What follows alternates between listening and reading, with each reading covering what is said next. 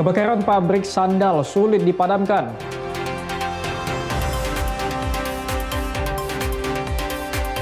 Pelajar dan guru gotong tenda untuk belajar.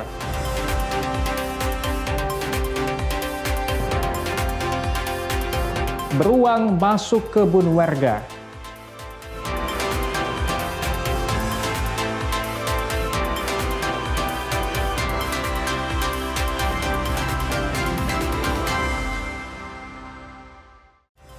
Halo, selamat pagi saudara Kompas Pagi. Hari ini hadir dengan beragam informasi penting dan menarik dari Sumatera bagian utara. Selain 3 sorotan tadi, sejumlah informasi lainnya akan kami sajikan dalam Kompas Pagi. Bersama saya Emir Syapurba, inilah Kompas Pagi selengkapnya di Kompas TV, independen terpercaya.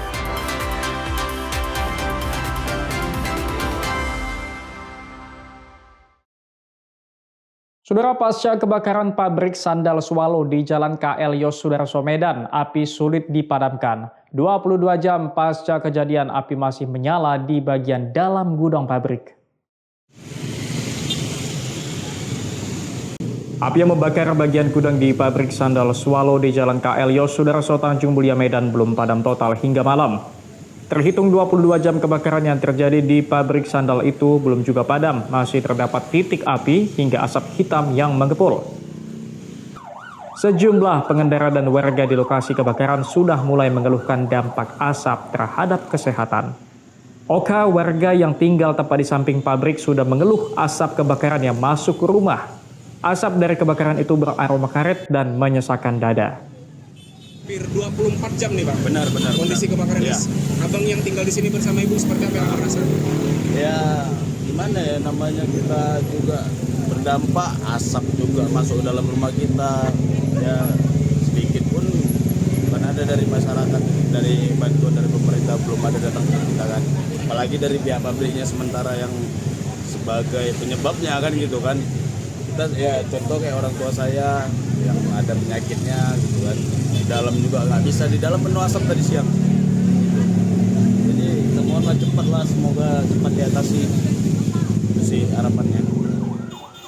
Oka berharap pemerintah dan petugas damkar untuk segera memadamkan api pabrik yang tidak sehat bagi warga. Hingga Rabu malam, kendaraan damkar masih terus berlalu lalang untuk memadamkan api. Dedi Zulkifli, Terigan, Kompas TV, Medan, Sumatera Utara. Saudara, polisi masih menyelidiki penyebab kebakaran yang terjadi di pabrik sandal Swallow di Kecamatan Medan Deli. Tim laboratorium forensik masih melakukan olah tempat kejadian bersama tim Inavis. Penyelidikan penyebab kebakaran masih diselidiki oleh tim laboratorium forensik Polda Sumut. Penyelidikan belum maksimal dilakukan karena masih dalam proses pendinginan lokasi. Kabid Humas Polda Sumut, Komisaris Besar Polisi Ferry Walintukan menyebut penyelidikan akan dimulai setelah api berhasil dipadamkan.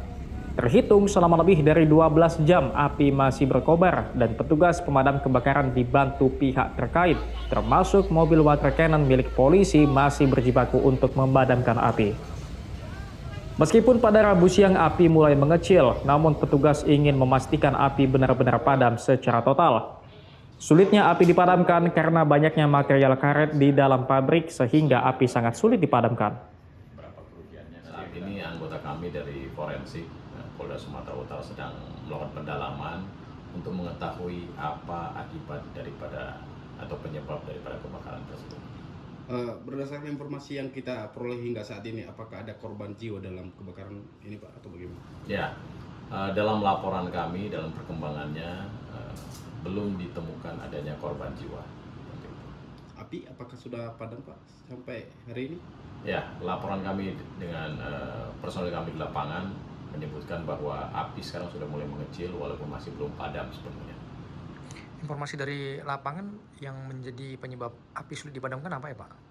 Ya, karena pabrik tersebut kan membuat produk-produk dari bahan karet ya, jadi sehingga karena dari bahan karet tersebut agak sulit untuk dipadamkan.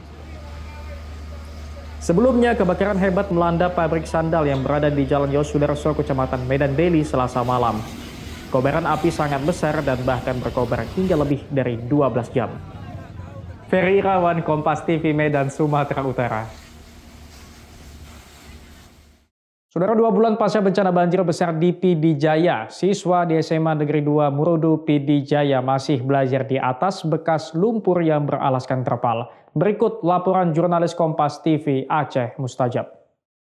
Saudara, 2 bulan pasca bencana banjir di Kabupaten PD Jaya, proses belajar mengajar sudah mulai berjalan, namun di tengah keterbatasan.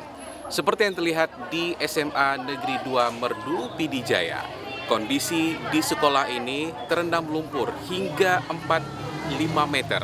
Dan ini menyisakan kepedihan yang mendalam, terutama juga untuk para siswa dan guru karena mereka belum bisa belajar secara maksimal. Mereka harus belajar di bawah pohon, harus belajar di bawah tenda, bahkan di dalam ruangan kelas yang sudah terendam lumpur.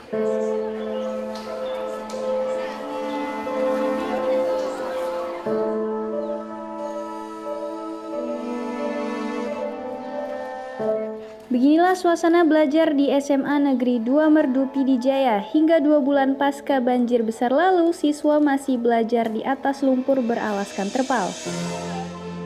Mereka masih belajar di dalam tenda, di dalam bekas ruangan kelas yang tertutup lumpur, di halaman sekolah, bahkan di bawah pohon. Sekolah yang menjadi kebanggaan mereka hingga kini masih tertutup lumpur setebal 3 hingga 5 meter. Namun mereka masih semangat datang ke sekolah untuk belajar dengan kondisi seadanya. Tidak ada lagi seragam dan menggunakan sendal ke sekolah, karena mereka pun korban banjir yang masih tinggal di pengungsian. Ibu, maaf aku sebentar. Sementara belajarnya menggunakan tenda 1, itu kami bagikan 2 rombel, yaitu kelas 10A dengan 10B. Kemudian kelas 11A, 11B itu ada di bawah pohon. Kami hanya membentangkan terpal yang ada dengan kondisi seperti hari ini. Dan kebetulan kelas 12 kami kondisikan di ruangan ini yang Di atas lumpur di atas ini ceritanya. yang penuh lumpur, yang nggak bisa kita bersihkan lagi mungkin.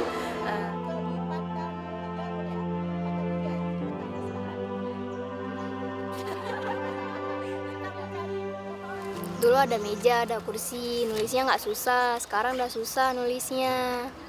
Buku-buku semua nggak bisa diselamatin? Enggak. Baju sekolah? Enggak.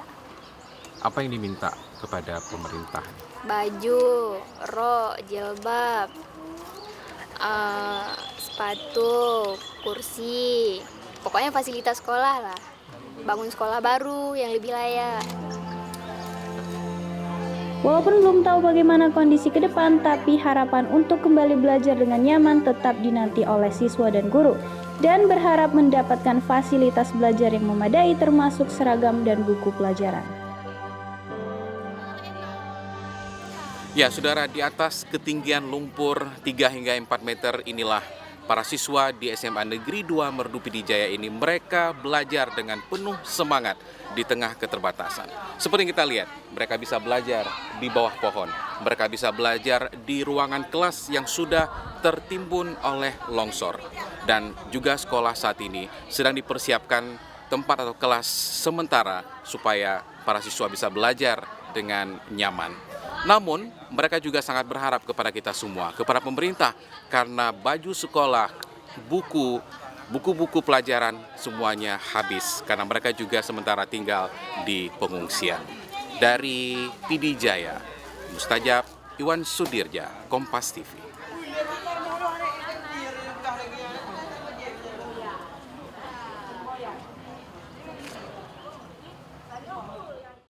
Saudara, ratusan warga korban banjir bandang di Kampung Durian Aceh Tamiang ingin direlokasi. Mereka mengaku nyaris putus asa berada di tenda pengungsian.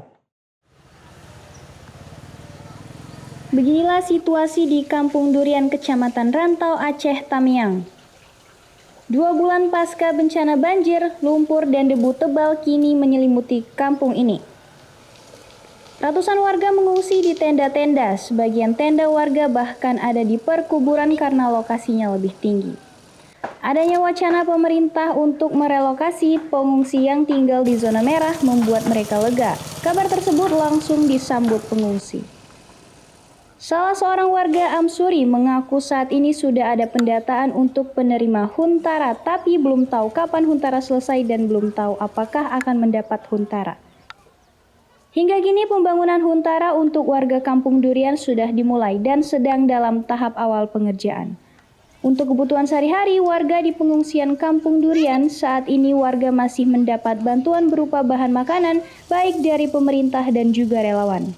Emirsya Purba, Rogan Damalo, Kompas TV Aceh, Tamiang, Aceh. Saudara, 5 orang pelaku pengedar pil ekstasi digerebek polisi di rumah indekos Jalan Dagang, Kelurahan Kampung Tengah, Kecamatan Sukajadi, Kota Pekanbaru, Riau. Puluhan butir ekstasi disita.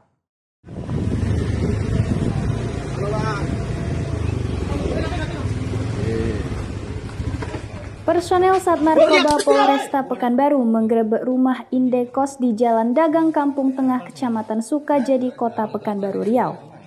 Dalam penggerebekan ini, petugas menemukan puluhan butir pil ekstasi dan 5 orang terduga pelaku di lantai 1 dan 2 rumah kos.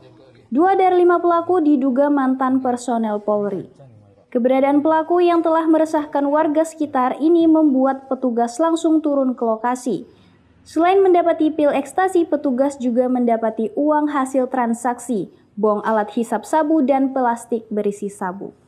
Berhasil mengamankan 5 orang, terdiri dari 1 orang perempuan yang berinisial PR, kemudian 4 orang laki-laki yang berinisial RO, PI, FA, dan J5.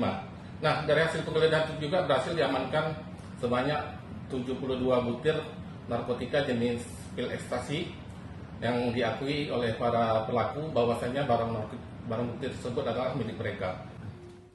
Seluruh pelaku dan barang bukti sudah diamankan di Polresta Pekanbaru dan dilakukan pemeriksaan intensif.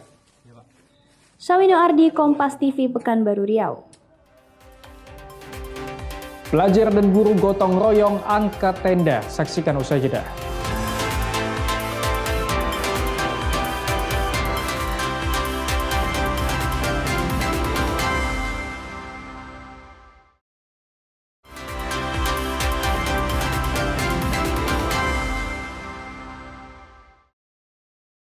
Saudara, kondisi sekolah yang masih terendam lumpur memaksa siswa dan guru di SMP 1 Murah 2 Pidijaya belajar di dalam tenda. Bahkan siswa dan guru bekerja sama menggotong dan memasang tenda agar bisa belajar.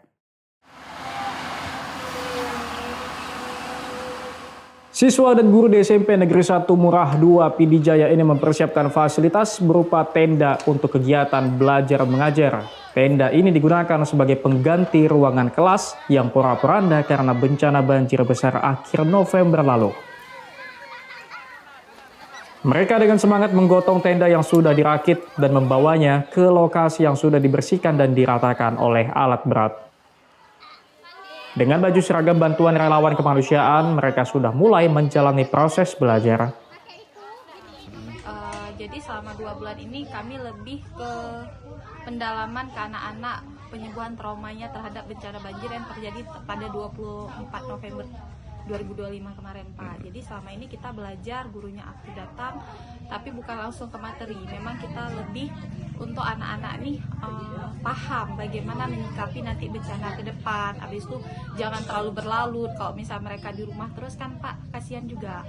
Mental mereka kan semakin ciut anak-anak nih. Jadi ketinggalan juga pendidikan-pendidikan. Tapi kalau dengan bertemu seperti ini mereka benar-benar bisa berwawasan lebih lagi nanti begitu. Oke, kalau kondisi anak-anak sendiri gimana selama 2 bulan?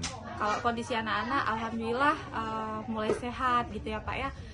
Untuk tempat tinggal mereka masih ada di pengungsian, jadi alhamdulillah kami juga udah dapat bantuan baju. Jadi mulai minggu ini kami terapkan anak-anak yang udah kami berikan baju untuk menggunakan baju seragam begitu, Pak. Tapi memang belum semuanya merata dapat karena kemarin masih bertahap yang dibagikan. Oke. Walau penuh tantangan, tenaga pengajar tetap menyemangati para siswa untuk tetap bersekolah walaupun di tengah keterbatasan dan fasilitas seadanya.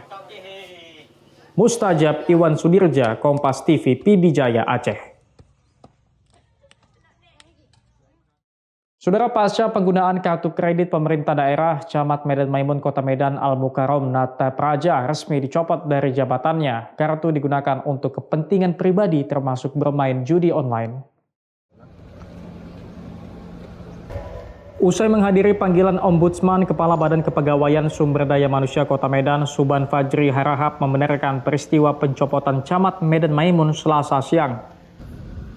Subhan menyebut dari hasil pemeriksaan tim Inspektorat dan Edok Pemko Medan, Al-Mukarrom terbukti melakukan pelanggaran berat dengan menggunakan anggaran kartu kredit pemerintah daerah untuk kepentingan pribadi. Al-Mukarrom menggunakan kartu kredit pemerintah daerah tersebut untuk membayar hutang, penyewaan rumah, hingga bermain judi online. Penggunaan kartu tersebut diketahui sejak Agustus 2025 lalu dengan total pemakaian menembus 1,2 miliar rupiah. Kepala Badan Kepegawaian Sumber Daya Manusia Kota Medan, Suban Fajri Harahap menyampaikan penggunaan anggaran yang ada di kartu kredit tersebut merupakan wewenang Bank Daerah yang memberikan pinjaman anggaran. Dalam hal ini, Bank Sumut dan Bank Nasional Indonesia, sehingga pihaknya tidak berwenang untuk melaporkan tindakan camat tersebut. Yang bersangkutan itu menggunakan KKPD untuk keperluan pribadi, salah satunya itu penggunaannya untuk judi online. Selain itu dia menggunakan untuk membayar hutang, menyewa rumah dan keperluan pribadi sehari-hari. Itu Agustus tahun 2024 penyalahgunaan KKPD. Agustus tahun 2024. Untuk penahanannya atau masih dibebaskan dari jabatan? Iya, dicopot jabatan. Proses hukum gitu, proses hukum kami bukan kewenangan kami. Kami hanya menjatuhkan hukuman disiplin sebagai ASN sesuai dengan PP 94. Kini posisi Camat Medan Maimun telah digantikan sementara oleh Eva sebagai staf pelaksana tugas. Sementara untuk Al-Mukarrom telah dicopot tanpa jabatan. Dedi Rizky Ginting, Kompas TV Medan, Sumatera Utara.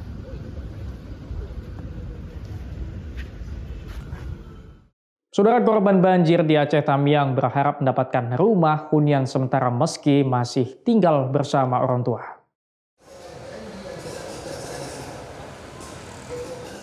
Pemerintah terus berupaya melakukan pembangunan hunian bagi korban banjir di Aceh Tamiang. Saat ini sejumlah huntara sudah selesai dibangun dan dihuni oleh warga korban banjir.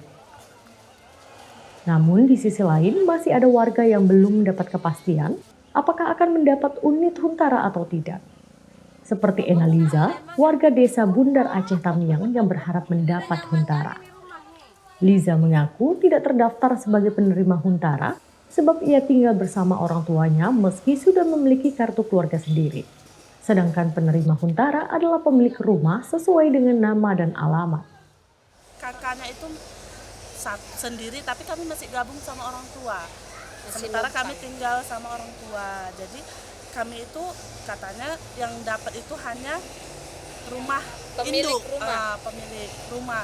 Sementara kayak kami ini kan kami nggak punya rumah, kami pun sadar memang kami nggak punya hak untuk menuntut lebih. Tapi apa salahnya kayak kami punya anak 2, punya anak 3 kayak kakak ini. Sementara orang tuanya anaknya juga banyak. Jadi dia harus digabung dengan rumah huntara yang kita bilang cuma segitu kan nggak cukup. Jadi solusi. Liza mengaku ukuran huntara tidak cukup jika ia ikut tinggal bersama orang tuanya. Ia juga mengatakan tidak memiliki hak untuk mendapat huntara, namun ia berharap adanya solusi untuk permasalahan ini. Tim Liputan Kompas TV, Aceh Tamiang, Aceh. Saudara, pemerintah Pidi Jaya terus melakukan pembangunan hunian sementara untuk ribuan warga Pidi Jaya yang terdampak berat banjir akhir November 2025 lalu. Progres pembangunan sudah berjalan 50% dari jumlah target huntara. Saat ini sudah 700 huntara di Pidi Jaya yang sudah dibangun dan sedang dalam proses pengerjaan. Kata Bupati sudah 50% dari jumlah target huntara yang dibangun saat ini, dengan jumlah rumah warga yang rusak parah sebanyak 1.700 rumah lebih. Dari data pemerintah Pidi Jaya, BNPB saat ini sudah membangun 380 unit huntara di sejumlah gampong, dan Antara membangun 162 unit, dan Dompet Duafa membangun 63 unit serta jumlah hunian lain yang sedang dikerjakan oleh Kementerian Pekerjaan Umum. pada saat ini sudah menyelesaikan pembangunan huntara kepada masyarakat yang terdampak daripada bencana banjir bandang dan tanah longsor di Kabupaten PD Jaya ini. Alhamdulillah hari ini sudah kami selesaikan lebih kurang sekitar 776 huntara yang akan kita peruntukkan kepada masyarakat yang terdampak langsung dari bencana banjir bandang ini. Insya Allah kami usahakan dengan maksimal mereka bisa menempati sebelum bulan Ramadan. Tapi hingga kini huntara yang sudah selesai dikerjakan masih belum ditempati oleh warga karena masih membutuhkan waktu verifikasi kembali. Bupati menargetkan sebelum Ramadan nanti seluruh huntara selesai dikerjakan dan warga sudah dapat pindah ke hunian sementara. Mustajab, Iwan Sudraja, Kompas TV, PD Jaya. 26 jembatan di Riau rusak, saksikan usai jeda.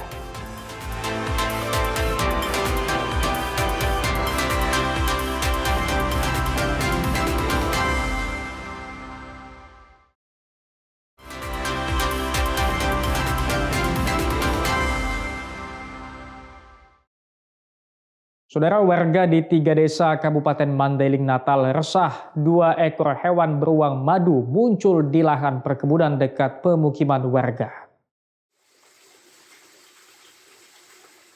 Beginilah rekaman ponsel milik warga desa setelah kemunculan 2 hewan beruang di lahan perkebunan karet dan durian di desa Huta Tonga, Angin Barat, Kecamatan Tambangan, Mandailing Natal, Sumatera Utara, Senin pagi kemarin. 2 ekor beruang berukuran cukup besar terlihat melintas di tengah lahan perkebunan milik warga desa. Kemunculan beruang ini sudah sepekan terakhir, membuat sebagian warga ketakutan dan terpaksa mengurangi aktivitas di kebun. Zulkarnain, pemilik kebun karet, menyebut beruang pertama kali terlihat sedang mencari makan di bawah batang pohon durian miliknya tak jauh dari pemukiman warga. Tak hanya itu, dugaan bekas cakaran beruang juga terlihat di beberapa batang pohon durian. Di situlah beruang itu, di situ 2 ekor dia kan. Kurasa mungkin yang kesiangan entah kenapa gitu kan. Waktu itu kan saya mau nengok durian sini kan, yang durian yang jatuh kan. Tiba-tiba sampai situ saya kan tengok udah ada beruang di sini kan. Mundur ke belakang kan. Terus sempat juga aku rekam kan. Pergi ke pondok kan, aku ambil HP, aku rekam. Terus beruangnya naik ke atas kan. 2 ekor beruangnya. Ngapain beruangnya sih bang? Ngambil buah, nyari buah atau seperti apa? Kurasa karena musim durian itu ngambil apa sih, makan durian itu kan. Ngambil nyari makan. Beruang kan ya suka juga sama durian kan. Ada berapa? Kini warga di 3 desa yang berdekatan dengan lokasi masih takut untuk beraktivitas. Warga berharap pihak terkait dapat segera turun dan mencari solusi atas kemunculan hewan beruang dekat pemukiman warga tersebut. Hairul Bazar, Kompas TV, Mandailing Natal, Sumatera Utara. Saudara, sebanyak 26 jembatan di Provinsi Riau mengalami kerusakan sehingga menyulitkan akses masyarakat, transportasi, pendidikan, dan perekonomian terganggu. Setelah melakukan peninjauan ke 12 kabupaten dan kota di Riau, tim Satgas Darurat Pembangunan Jembatan Polda Riau menemukan ada 26 jembatan yang kondisinya rusak hingga tidak bisa dilalui oleh warga. Dari jumlah jembatan tersebut, beberapa jembatan diantaranya menghubungkan ke bangunan sekolah dasar. Akibatnya akses siswa menuju gedung sekolah terganggu. 26 jembatan yang rusak, 17 jembatan harus dibangun kembali, sementara 9 jembatan lainnya hanya membutuhkan renovasi. Jembatan tersebut merupakan akses penting bagi warga, mulai dari aktivitas masyarakat maupun aktivitas pendidikan. Untuk itu, tim Satgas Darurat Pembangunan Jembatan Polda Riau akan melakukan perbaikan hingga pembangunan jembatan baru. 26 jembatan tersebut tersebar di seluruh kabupaten dan kota di Riau, dan terbanyak di Kabupaten Indragiri Hulu dengan jumlah 4 jembatan. Wakapolda Riau Brigjen Hengki Heriadi bilang jembatan tersebut akan dibangun oleh tim dari Brimob Polda Riau dan dibantu oleh masyarakat setempat. Biaya pembangunan bersumber dari bantuan Corporate Social Responsibility atau CSR. Pernah melihat mana kita menyeberangi sungai, tapi sangat berbahaya hanya untuk sekolah. Kemudian akses untuk masyarakat berkebun, beribadah dan lain sebagainya. Pembangunan jembatan ini baik pembangunan jembatan baru maupun renovasi yaitu sejumlah 26 jembatan. Proses pembangunan 26 jembatan tersebut ditargetkan akan rampung selama 1 bulan. Diharapkan dengan adanya perbaikan dan pembangunan jembatan tersebut dapat membantu aktivitas masyarakat yang selama ini terhambat. Sawino Ardi, Kompas TV, Pekanbaru, Riau. Saudara, 2 bulan pasca bencana Aceh, sebanyak 12 puskesmas di Aceh Tamiang sudah beroperasi kembali, namun kebutuhan alat medis masih minim.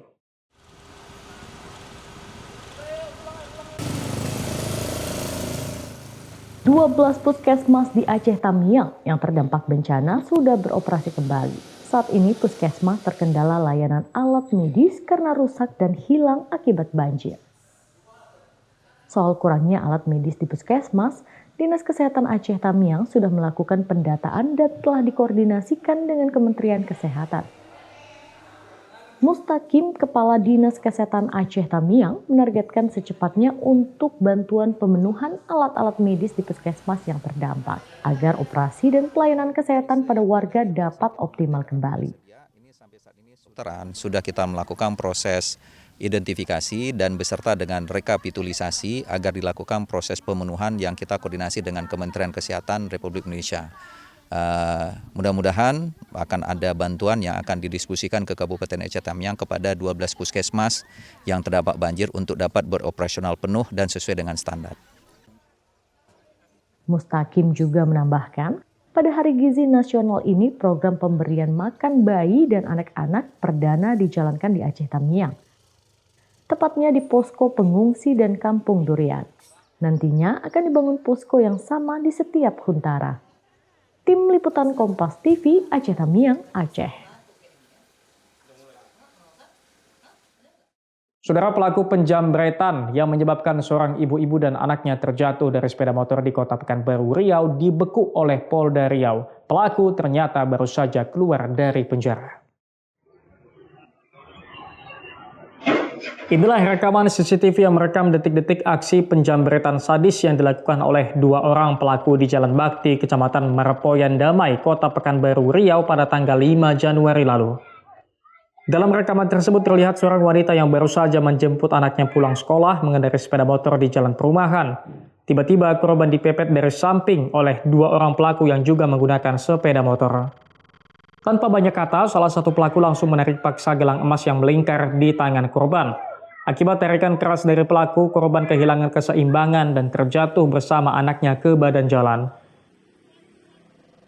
Setelah pengejaran, 1 orang pelaku berinisial JG alias Gigo berhasil diringkus tim Ditreskrimum Polda Riau di rumah kontrakannya di wilayah Kampar Riau. Sementara 1 orang rekan pelaku berinisial JM hingga kini masih buron. Kedua pelaku disebutkan merupakan residivis dengan kasus penjambretan yang sama. Bahkan para pelaku baru saja keluar dari penjara sekitar 2 bulan lalu. Ya, JG ini kan sudah ditangkap ya. Ini pemainnya dia beraksi di 7 TKP. Itu mulai dari bulan Desember sampai dengan Januari. Alhamdulillah berkat hasil penyelidikan kita sudah melakukan penangkapan. Hasil penangkapan ditemukan barang bukti banyak. Ada sebagian barang bukti juga yang sudah digunakan untuk beli narkotika. Kemudian sebagian juga untuk beli-beli peralatan yang lain sudah kami lakukan penyitaan. Saat ini dia beraksi 2 orang, ya, 1 yang ke Sumbar ya. Sementara dalam proses pengejaran. Berdasarkan catatan kepolisian, sejak keluar dari penjara pada akhir November 2025, pelaku telah melakukan aksi kejahatan serupa sebanyak 7 kali di sejumlah lokasi di Kota Pekanbaru, Riau. Atas perbuatannya, pelaku dijerat dengan pasal 479 Undang-Undang Nomor 1 Tahun 2023 tentang Kitab Undang-Undang Hukum Pidana atau KUHP baru terkait tindak pidana pencurian dengan kekerasan dengan ancaman hukuman maksimal 9 tahun kurungan penjara. Sawino Ardi, Kompas TV, Pekanbaru, Riau. Persebaya Surabaya bersiap lawan Dewa United. Saksikan usai jeda.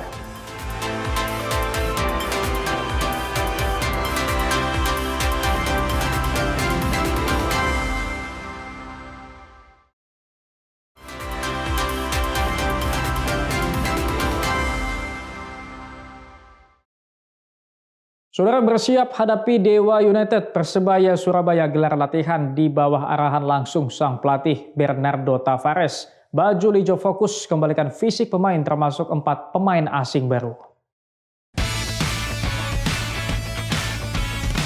Persebaya Surabaya gelar latihan di lapangan ABC Kompleks Gelora Bung Tomo Surabaya Rabu sore. Latihan diikuti seluruh pemain termasuk 4 pemain asing rekrutan terbaru. Latihan kali ini sebagai persiapan tim jelang melawan Dewa United di pekan ke-19 hari Minggu.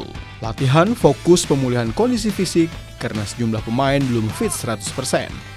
Sang pelatih Bernardo Tavares bilang, latihan dengan intensitas tinggi dilakukan untuk pemain yang belum 100% fit kondisi fisiknya.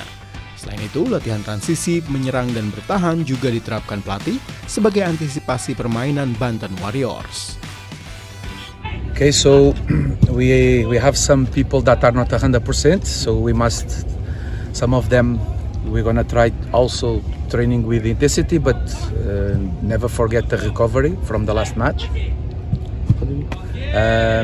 We go to make the target is offensive transition, defensive transition, but also don't forget the defensive organization and offensive organization, because we don't have too much time to prepare the next match. Serdadu The Green Force masih memiliki waktu 3 hari untuk mempersiapkan kekuatan terbaiknya jelang melawan Dewa United. Bruno Moreira dan kolega tengah dalam rasa percaya diri tinggi setelah meraih 4 kemenangan beruntun. Mahendra Triginanjar, Kompas TV, Surabaya, Jawa Timur. Saudara, PB Jarum gelontorkan bonus dengan total Rp512.700.000 untuk pebulu tangkis berprestasi sebanyak tahun 2025. Pebulu tangkis muda Salsabila Zahra Aulia ditahbiskan menjadi atlet muda terbaik di Tahun Ular Kayu.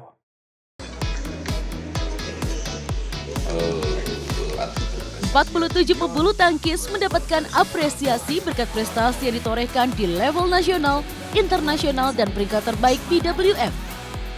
Pada kategori atlet U17 dan U19 yang berjumlah 47 atlet, diberikan bonus dengan total nominal Rp101.700.000. Pasangan ganda campuran Rehan Noval Kusharyanto, Gloria Emanuel Wijaya mendapatkan apresiasi usai menembus peringkat 15 BWF per 31 Desember 2025. Serta pasangan Bobby Setiabudi melatih Deva Oktavianti yang meraih peringkat 39 BWF per 31 Desember 2025. Sementara Salsabila Zahra Aulia yang bermain di sektor ganda putri dan campuran taruna ditahbiskan menjadi pebulu tangkis muda terbaik 2025.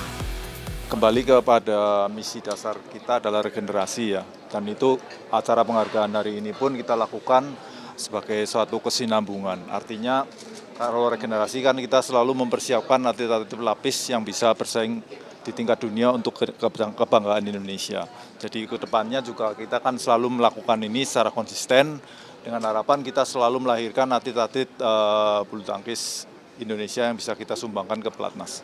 Dapat apresiasi seperti ini pasti pengen upgrade diri jadi lebih baik dan lebih semangat lagi sih. Terdekat, para atlet U19 di bawah binaan PB Jarum akan mengikuti Seleknas 2026 3 hingga 7 Februari. Disusul sirkuit nasional A, U17, U19, dan Dewasa di Surabaya 13 sampai 18 April. Rini Tadiken, Andika Pratama, Kompas TV, Jakarta.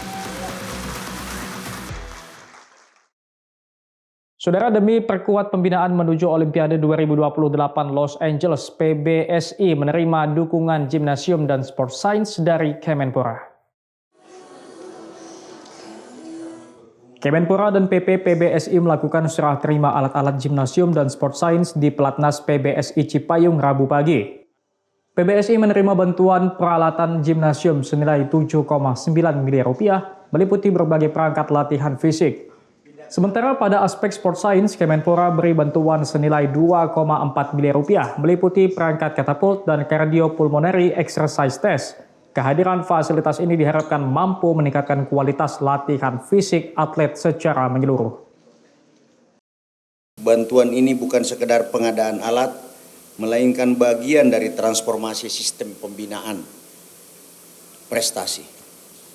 kita bergerak dari pendekatan konvensional menuju pendekatan yang semakin ilmiah, terukur, dan berorientasi pada long term athlete development.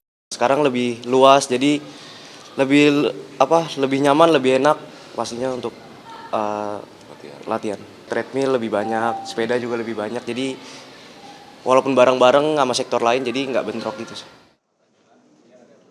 Renin Taniken Andika Pratama, Kompas TV, Jakarta. Saudara Wakil Menteri Pemuda dan Olahraga Taufik Hidayat pastikan akan ada apresiasi negara untuk para atlet NPC Indonesia usai bertarung di Asian Para Games Thailand.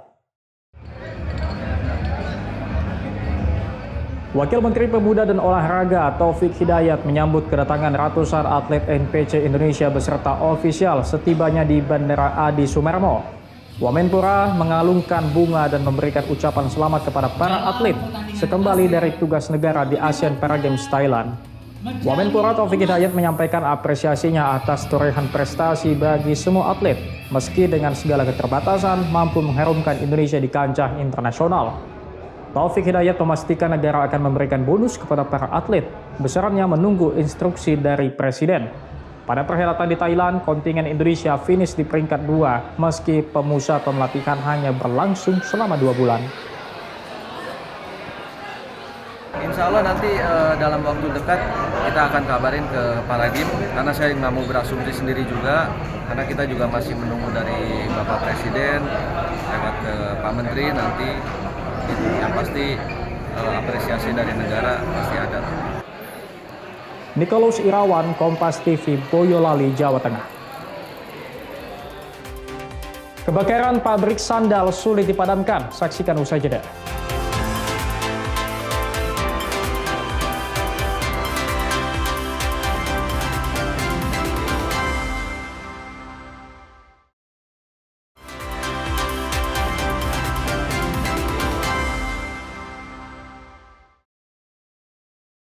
Saudara, pasca kebakaran pabrik sandal Swallow di Jalan KL Yosudarso Medan, api sulit dipadamkan. 22 jam pasca kejadian, api masih menyala di bagian dalam gudang pabrik. Api yang membakar bagian gudang di pabrik sandal Swallow di Jalan KL Yosudarso Tanjung Mulia Medan belum padam total hingga malam. Terhitung 22 jam kebakaran yang terjadi di pabrik sandal itu belum juga padam, masih terdapat titik api hingga asap hitam yang mengepul. Sejumlah pengendara dan warga di lokasi kebakaran sudah mulai mengeluhkan dampak asap terhadap kesehatan. Oka, warga yang tinggal tepat di samping pabrik, sudah mengeluh asap kebakaran yang masuk ke rumah. Asap dari kebakaran itu beraroma karet dan menyesakkan dada. Hampir 24 jam nih, Bang. Benar. Kondisi kebakaran ya. Abang yang tinggal di sini bersama Ibu seperti apa yang Abang rasa? Ya, gimana ya, namanya kita juga berdampak, asap juga masuk dalam rumah kita. Ya, sedikit pun bukan ada dari masyarakat, dari bantuan dari pemerintah belum ada datang ke kita kan. Apalagi dari pihak pabriknya sementara yang sebagai penyebabnya kan gitu kan. Kita ya contoh kayak orang tua saya yang ada penyakitnya gitu kan. Di dalam juga nggak bisa, di dalam penuh asap tadi siang. Jadi kita mohonlah cepatlah, semoga cepat diatasi. Itu sih harapannya. Oka berharap pemerintah dan petugas damkar untuk segera memadamkan api pabrik yang tidak sehat bagi warga. Hingga Rabu malam, kendaraan damkar masih terus berlalu lalang untuk memadamkan api. Dedi Zulkifli Terigan, Kompas TV, Medan, Sumatera Utara. Saudara, polisi masih menyelidiki penyebab kebakaran yang terjadi di pabrik sandal Swallow di Kecamatan Medan Deli. Tim laboratorium forensik masih melakukan olah tempat kejadian bersama tim Inavis. Penyelidikan penyebab kebakaran masih diselidiki oleh tim laboratorium forensik Polda Sumut. Penyelidikan belum maksimal dilakukan karena masih dalam proses pendinginan lokasi. Kabid Humas Polda Sumut, Komisaris Besar Polisi Ferry Walintukan menyebut penyelidikan akan dimulai setelah api berhasil dipadamkan. Terhitung selama lebih dari 12 jam api masih berkobar dan petugas pemadam kebakaran dibantu pihak terkait, termasuk mobil water cannon milik polisi masih berjibaku untuk memadamkan api. Meskipun pada Rabu siang api mulai mengecil, namun petugas ingin memastikan api benar-benar padam secara total. Sulitnya api dipadamkan karena banyaknya material karet di dalam pabrik sehingga api sangat sulit dipadamkan. Saat ini anggota kami dari forensik Polda Sumatera Utara sedang melakukan pendalaman untuk mengetahui apa akibat daripada atau penyebab daripada kebakaran tersebut.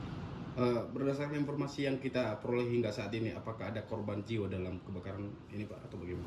Ya, dalam laporan kami, dalam perkembangannya belum ditemukan adanya korban jiwa. Api apakah sudah padam, Pak, sampai hari ini? Ya, laporan kami dengan personel kami di lapangan menyebutkan bahwa api sekarang sudah mulai mengecil walaupun masih belum padam sepenuhnya.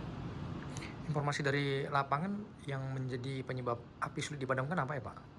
Ya, karena pabrik tersebut kan membuat produk-produk dari bahan karet ya, jadi sehingga karena dari bahan karet tersebut agak sulit untuk dipadamkan.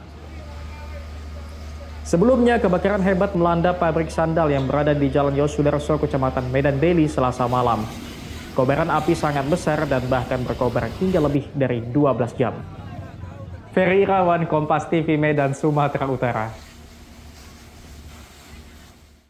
Saudara, kondisi sekolah yang masih terendam lumpur memaksa siswa dan guru di SMP 1 Murah 2 Pidijaya belajar di dalam tenda. Bahkan siswa dan guru bekerja sama menggotong dan memasang tenda agar bisa belajar.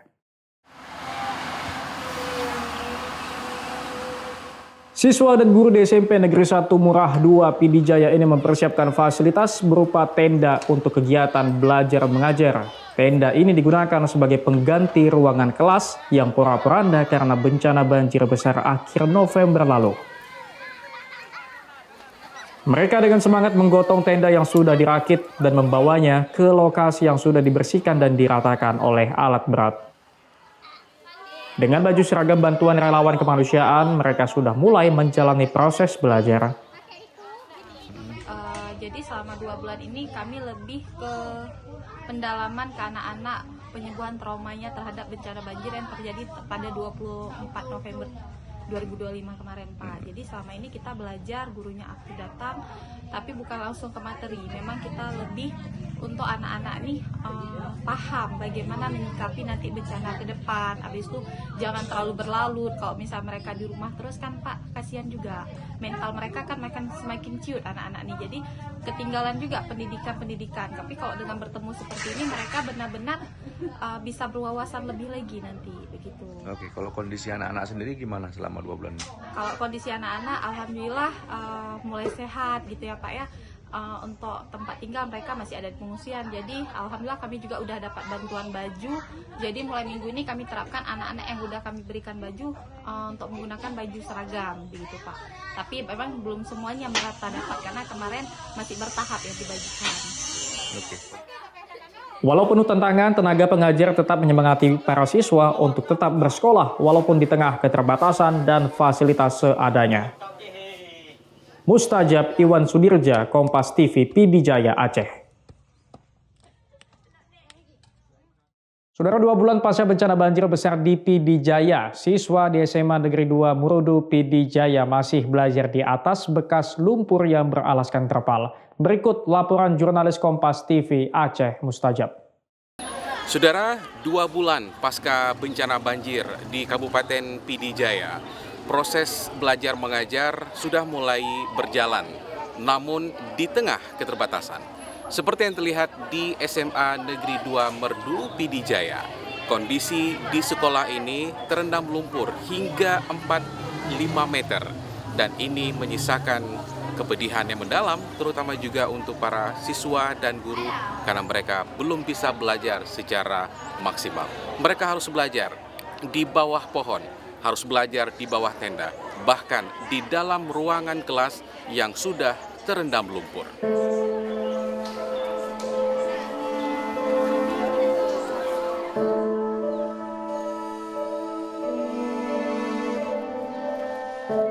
Beginilah suasana belajar di SMA Negeri 2 Merdu Pidijaya. Hingga 2 bulan pasca banjir besar lalu, siswa masih belajar di atas lumpur beralaskan terpal.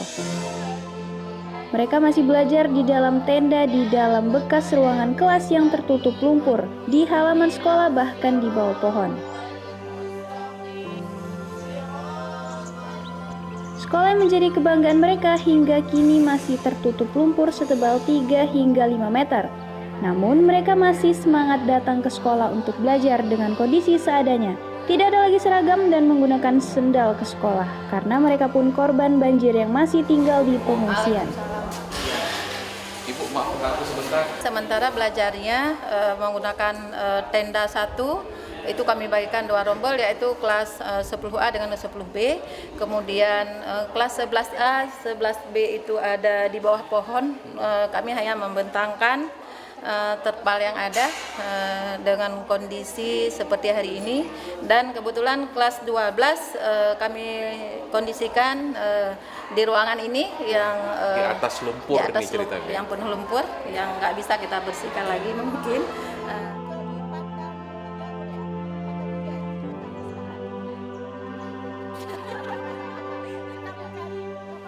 Dulu ada meja, ada kursi, nulisnya nggak susah. Sekarang udah susah nulisnya.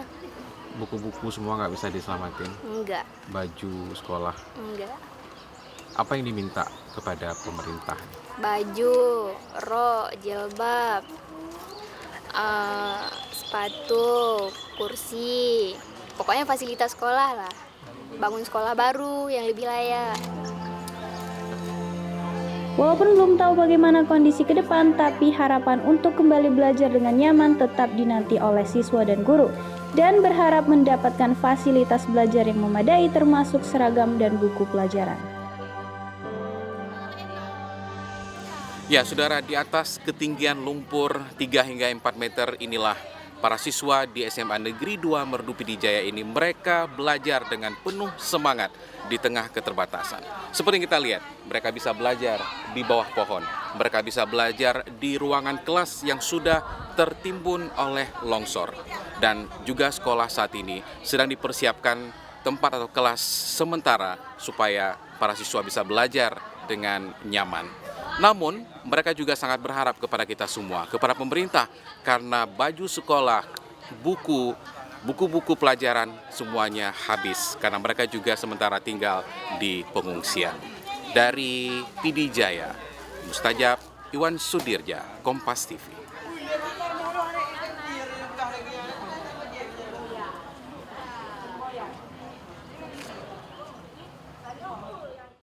Sampai di sini Kompas Pagi hari ini. Anda bisa menyimak video tayangan kami di kompas.tv atau menyaksikan siaran langsung via streaming di kompas.tv/live. Kami undur diri, tetap saksikan rangkaian program berita di Kompas TV, independen terpercaya.